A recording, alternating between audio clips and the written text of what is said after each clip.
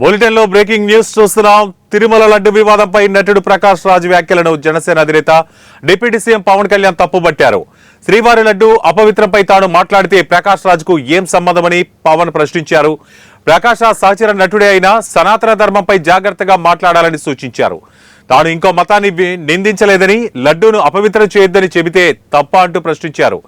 ప్రకాష్ రాజ్ అంటే గౌరవం ఉందని, తన ధర్మంపై మాట్లాడొద్దంటే ఎలా అని పవన్ కళ్యాణ్ నిలదీశారు. సెక్యులరిజం అంటే రెండు మార్గాలని ప్రకాష్ రాజ్ తెలుసుకోవాలని సూచించారు. సనాతన ధర్మం అంటే తమ సెంటిమెంట్ అని సరదాగా మాట్లాడే ముందు 100 సార్లు ఆలోచించుకోవాలని హెచ్చరించారు.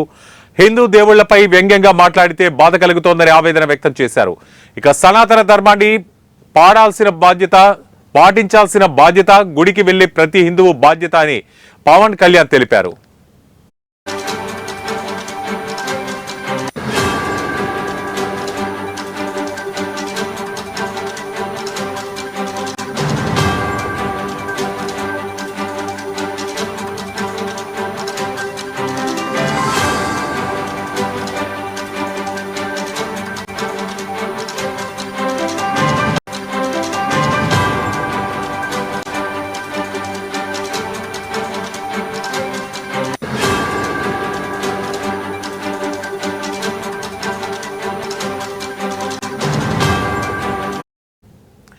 బ్రేకింగ్ న్యూస్ చూస్తున్నాం.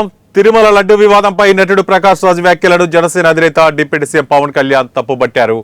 శ్రీవారి లడ్డు అపవిత్రంపై తాను మాట్లాడితే ప్రకాష్ రాజ్ కు ఏం సంబంధమని పవన్ ప్రశ్నించారు. ప్రకాష్ రాజ్ సహచర నటుడే అయినా సనాతన ధర్మంపై జాగ్రత్తగా మాట్లాడాలని సూచించారు. తాను ఇంకో మతాన్ని నిందించలేదని, లడ్డూను అపవిత్రం చేయొద్దని చెబితే తప్ప అంటూ ప్రశ్నించారు. ప్రకాష్ రాజ్ అంటే గౌరవం ఉందని, తన ధర్మంపై మాట్లాడొద్దంటే ఎలా అని పవన్ కళ్యాణ్ నిలదీశారు. సెక్యులరిజం అంటే రెండు మార్గాలని ప్రకాష్ రాజ్ తెలుసుకోవాలని సూచించారు. సనాతన ధర్మం అంటే తమ సెంటిమెంట్ అని సరదాగా మాట్లాడే ముందు 100 సార్లు ఆలోచించుకోవాలని హెచ్చరించారు. హిందూ దేవుళ్లపై వ్యంగ్యంగా మాట్లాడితే బాధ కలుగుతోందంటూ ఆవేదన వ్యక్తం చేశారు డిప్యూటీ సీఎం. సనాతన ధర్మాన్ని పాటించాల్సిన బాధ్యత గుడికి వెళ్లే ప్రతి హిందువు బాధ్యత అని పవన్ కళ్యాణ్ తెలిపారు. సంస్థానాలు కానీ అందరూ కూడా పోర్చుగీస్ నుంచి వచ్చినా, ఎవరు వచ్చినా, క్రిస్టియానిటీని తీసుకొచ్చినా కానీ అందరికీ సమానంగా ఈ దేశం తీసుకుంది. పార్సీల్ని తీసుకుంది లోపలికి, జొరాస్ట్రియన్స్ని తీసుకుంది. ఏ మతం వచ్చినా లోపలికి తీసుకుంది, ఇముడ్చుకుంది తప్ప ఇంకో మతాన్ని ఎప్పుడు ద్వేషించాల. కానీ ఈరోజు నేను మాట్లాడుతుంది ఈ ప్రాయశ్చితం దేనికి దీక్ష అనుకుని నేను ఎప్పుడు మీ అందరికీ తెలుసు. 5 సంవత్సరాల వైసీపీ పాలనలో ఇదే దేవాలయంలో కనకదుర్గ అమ్మవారి రథం తాలూకు మన సింహాలు మాయమైనవి, కొన్ని ఇబ్బందులు తప్పులు జరిగినాయి అంటే ఒక్కొక్కరు ఎలా మాట్లాడారు వైసీపీ నాయకులు. వాళ్ళెవరు ముస్లిమ్స్ కాదు, హిందూస్ కాదు, వాళ్ళెవరు ముస్లిమ్స్ కాదు, క్రిస్టియన్స్ కాదు, హిందువులే అందరూ. పొద్దున్నేస్తే తాళ్ళు కట్టుకునే వాళ్ళు, బొట్లు పెట్టుకునే వాళ్ళే. కానీ ఒక తప్పు జరిగింది, ఒక అపవిత్రం జరిగింది అంటే పదవులు అనుభవిస్తూ ఉన్నవాళ్ళు, పొద్దున లేస్తే గుళ్ళకి వెళ్ళేవాళ్ళు, వీళ్ళు అపహాస్యం చేస్తూ ఉన్నారు, వీళ్ళు వెటకారం చేస్తూ ఉన్నారు. ఈ విషయంలో వాళ్ళు మతం పుచ్చుకున్నారా లేదా నాకు అన్నీ తెలియదు. వైవి సుబ్బారెడ్డి గారు ఉన్నారు, భూమన కరుణాకర్ రెడ్డి గారు ఉన్నారు, వారి కుటుంబ సభ్యులు ఉన్నారు. ఎవరైనా సరే మీరు మతం పుచ్చుకున్నారా లేదా నాకు తెలియదు. అవన్నీ అది మీరు బయటికి చెప్పుకుంటారా లేదు నాకు తెలియదు. నేను అది కూడా మాట్లాడట్లా. కానీ మీరు బాధ్యత తీసుకున్నారు. మీరు హైందవ ధర్మాన్ని కాపాడుతానని పరిరక్షించరాదు, మీ బాధ్యత కాదా? ఈయన పొన్నవోలు సుధాకర్ రెడ్డి గారు మాట్లాడేది, పంది కొవ్వు చాలా ఖరీదైంది, ఆ కొవ్వు లడ్డు నెయ్యితో ఎలా కలుపుతారు?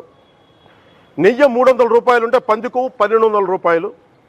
బంగారంతో రాగి కలుపుతారా? ఇత్తడిలో పుత్తడి కలపరు. చెంబు తయారులో ఎవరైనా బంగారం కలుపుతారా? మదమెక్కిన మాటలు పొన్నవోలు సుధాకర్ రెడ్డి గారు. మదమెక్కి వస్తే ఇట్లాంటి మాటలే వస్తాయి.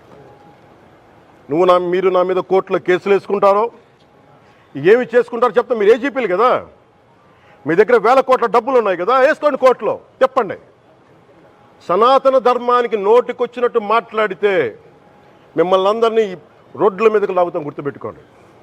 తప్పు జరిగింది, ప్రాయశ్చిత్తం చేసుకోండి, లేదంటే మౌనంగా మాట్లాడకుండా ఉండండి అంతే. మా మనోభావాలు ఇంకా రెచ్చగొట్టేలా మాట్లాడొద్దు. భూమన కరుణాకర్ రెడ్డి గారు మాట్లాడతాను నేను వెళ్ళి హై డ్రామా, రాజకీయ మనసు ఉన్న వాళ్ళు అత్యంత దారుణంగా ప్రవర్తిస్తున్నారండి. లడ్డు కలుషితమైంది అంటున్నారు. కల్తీ నెయ్యితో తప్పు చేసి ఉంటే సర్వనాశనం అయిపోతాం, రక్తం కక్కుని చచ్చిపోతాం. మీ నాశనం మొదలైంది. రెండోది అది భగవంతుడికి వదిలేస్తున్నాను. వైవి సుబ్బారెడ్డి గారు విచారణకి రావాలంటే రికార్డులు ఆయనకి ఇవ్వాలంట. మీరు ప్రభుత్వంలో రికార్డులు మాకు ఇచ్చారా? మాకు ఏం మాట్లాడుతున్నారు మీరు? మీరు కూడా విచారణకి సిద్ధంగా అండి. అసలు ఈవో ధర్మారెడ్డి గారు ఆ మనిషి గాయబ్. ఈ రోజు దాకా లేడు ఆయన. ఈరోజు దాకా మళ్ళీ కనిపించలా. ధర్మారెడ్డి గారు నేను మిమ్మల్ని చూశాను. ఆ రోజున నేను దర్శనానికి వచ్చినప్పుడు మీరు అందరూ ఎలా ప్రవర్తించారో నాకు తెలుసు. నేను చూశా. తిరుమలని ఇష్టారాజ్యంగా చేశారు. అది వ్యాపార కేంద్రంగా చేశారు. ఆధ్యాత్మిక కేంద్రం నుంచి పర్యాటక కేంద్రంగా చేశారు అది. ఇదే మీరు మక్కాకి వెళ్తే ఇలాగే ప్రవర్తిస్తారా? మీరు ఒకసారి మక్కాను చూసి నేర్చుకోండి. ఇస్లాంని పాటించే ప్రతి ముస్లిం ఎంత పవిత్రంగా పాటిస్తాడో చూడండి. అక్కడ అథారిటీస్ని అడగండి. ఒక చిన్నపాటి మస్జిద్కి వెళ్తే ఎంత పవిత్రంగా చూసుకుంటారో చూడండి. ధర్మారెడ్డి గారు మీరు హిందువులా? మీ ఇష్టానికి మీరు చేసేసుకుంటారా? మీ బిడ్డ చనిపోయాడు.